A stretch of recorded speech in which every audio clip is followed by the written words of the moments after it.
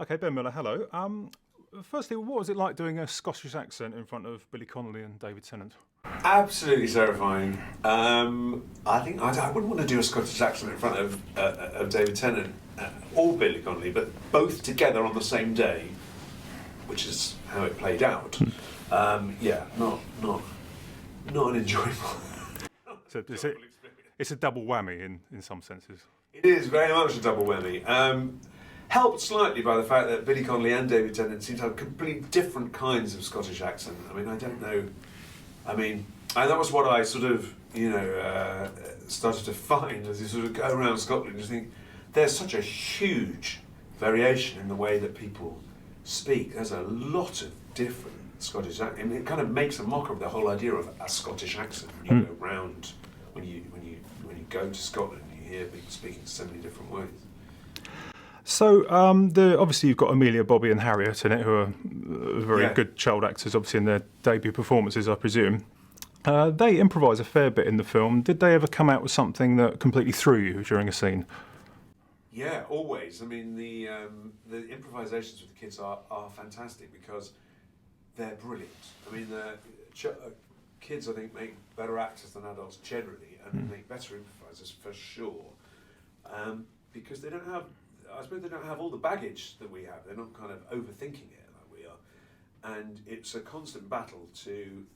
A battle I frequently lost actually is to just not laugh when the kids are saying are on camera, when they're doing their shots, because it's just brilliant, the stuff that they come out with right off the cuff, and you sort of think, do they know that's funny? I mean, and presumably not. They're just telling it like it is. Well, certainly adds to the fun. I think I remember seeing a reaction of yours to a particular thing that was said. So it certainly contributes to the film. Yeah. Okay. Getting a bit more serious, only slightly. There's a scene involving you, David Tennant, and a Range Rover. Yes. That's quite powerful, and maybe not the sort of performance audiences are used to from you, even though you're a very accomplished actor. Without giving anything away about the plot, obviously, how did Andy and Guy approach a scene like that? Because they're more associated with comedy, aren't they? So how did they approach the serious stuff? Well, I think Andy and Guy, I mean, the way they approached it, I mean, I haven't had this conversation with them, but from my point of view, is they approach it in a very unsentimental way. I think that's a kind of, that then works really well with comedy. I mean, I think the temptation is to sort of milk the dramatic bits a bit too much in comedy, but what they were very sure of, and I think they were right, was that the drama is played in a very matter-of-fact, very kind of unheightened way, and it makes it, and I only got the impact of that when I watched the film myself, and you kind of see how they've balanced it, and it's really interesting because you could kind of make them, you could over sentimentalize the story really, or you could make it emotionally manipulative, but they don't, and I think that's great directing. Well, firstly, last couple of questions. The cast are quite eclectic. You've got David Tennant and Rosamund Pike, obviously more on the serious side, and then yourself and Amelia Bullmore, who have done dramatic work, but you're probably better known for comedy.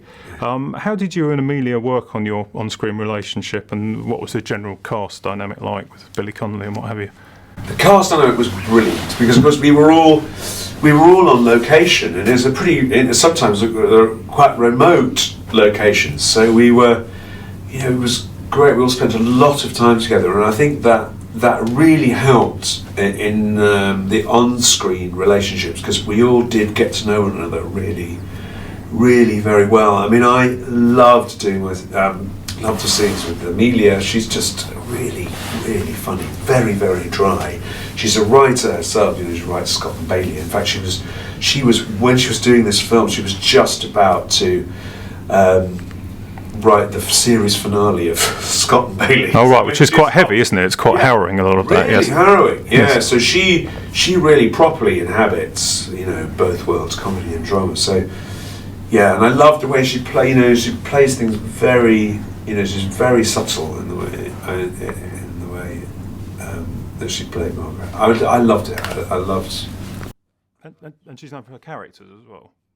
Was that? She's known for her characters, Alan Partridge and what have you, and absolutely, yeah. of course, yeah, and quite. You would almost not recognise some of the characters that she played, you know, because I played, in Partridge and some of the other work that she's done. Yeah, so she's great fun. Yeah. Great fun to work with. Okay, last question, possibly. Where do you prefer filming, Scotland or the Caribbean? Well, I think I must be the only. Yes, I kind of. The previous 3 summers I spent filming in Guadeloupe in the Caribbean in 40 degrees in a wool suit, and then I went from there to wearing a pair of shorts in the Scottish Highlands in one of the coldest summers of the previous decade. So I'm not sure I'm quite. Yeah, somewhere in the middle would be really nice. But yeah, I have to say I did feel incredibly lucky because I kind of thought those are 2 places on earth that you'd be privileged to visit once in a lifetime, but sort of work there and spend time there, you know. It was. I mean, I love the Highlands. That was my first visit to the West Highlands. I know the East Highlands quite well. It's kind of properly untamed countryside, isn't it? Like a wilderness. Yeah, rightfully untamed because of the. I think the West Highlands would just be packed with people if it wasn't for the midges, basically. I think you've got the midges to thank for the isolated beauty of the West Highlands. The hardcore Scottish midges. Yeah. All right. So, and of course the release of the film's quite well timed with the Scottish referendum, although we may obviously stray into controversial territory talking about that. But it's very well timed, the release, obviously, just coming off the back of... yes, Stray Away. Yeah, Stray Away. Yes, it's funny, the timing of I don't think anybody... You know, when we made this film, we had no idea it would come out and when the release date would be. And so, yes, extremely coincidentally, it's just a couple of days now after the referendum. And yes, I mean, I think it's, if nothing else, the idea of Scotland and Scottishness is in the forefront of people's minds. So, you know, I think it gives an extra flavour to the film for sure.